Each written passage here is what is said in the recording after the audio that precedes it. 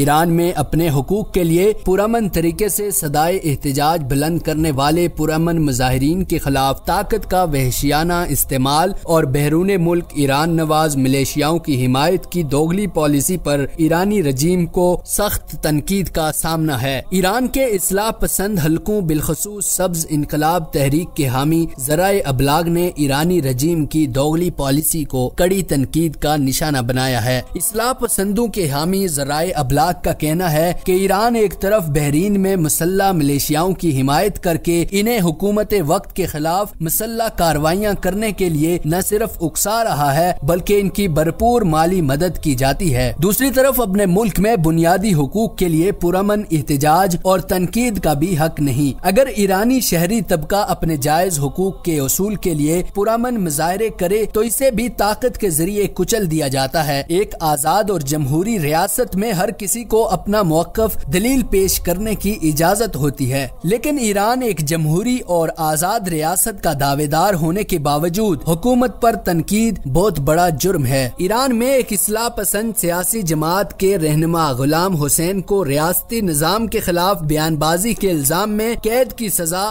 دی گئی ہے۔ اصلاح پسند رہنما کو اس حوالے سے 1 سال قید کی سزا کا حکم سنایا گیا ہے۔ غلام حسین کو اس لیے 1 سال کی سزا سنائی گئی کہ انہوں نے گزشتہ سال اصفہان میں بیان کے دوران شام میں لڑنے والے فوجیوں پر تنقید کی تھی۔ حکومت اور شام میں لڑنے والے ایرانی ملیشیاؤں پر تنقید کے جرم میں اس سے پہلے بھی 7 اصلاح پسندوں کو سزا دی گئی، جبکہ حالیہ مظاہروں میں بھی ایران حکومت نے 90 طلباء سمیت 1000 افراد کو حراست میں رکھا ہے۔ ایران کے اصلاح پسند ممبران اسمبلی کا کہنا ہے کہ ملک میں گزشتہ ماہ شروع ہونے والے مظاہروں میں کم از کم 1000 افراد کو حراست میں لیا گیا، جن میں 90 یونیورسٹیوں کے طالب علم شامل ہیں۔ ممبر اسمبلی محمود صادقی نے ایرانی اسٹوڈنٹ نیوز ایجنسی کو بتایا کہ جن طلباء کو حراست میں لیا گیا ان میں زیادہ تر مظاہروں میں شامل نہیں تھے۔ تہران یونیورسٹی کے نائب صدر نے ایک کمیٹی تشکیل دی ہے جو لاپتہ طلباء کے بارے میں معلومات اکٹھی کر رہی ہے۔ تہران یونیورسٹی کے نائب صدر ماجد نے کہا کہ یونیورسٹی میں ہمارا مقصد حکام کے ساتھ تعاون کر کے ان طلباء کی رہائی کو جلد ممکن بنانا ہے جو حراست میں ہیں، تاکہ وہ اپنے اہل خانہ سے جلد از جلد مل سکیں۔ محمود صادقی کا کہنا ہے کہ حراست میں لیے گئے 90 طلباء میں سے 10 طلباء کے بارے میں بہت کم معلومات ہیں۔ انہوں نے ایران کی خبر رساں ایجنسی کو بتایا کہ 90 طلباء میں سے 58 طلباء تہران کی یونیورسٹیوں سے ہیں، جبکہ باقی طلباء کو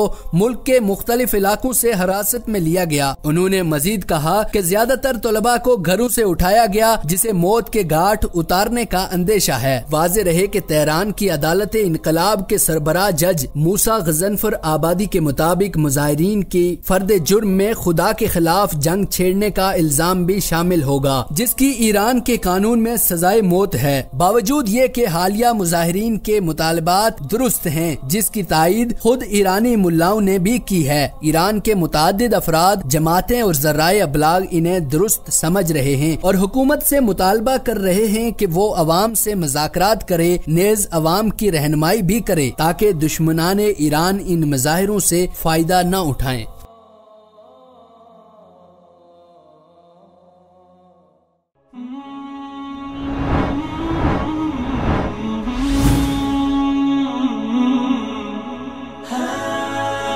دنیائے اردو کا درخشاں ستارہ وصال اردو۔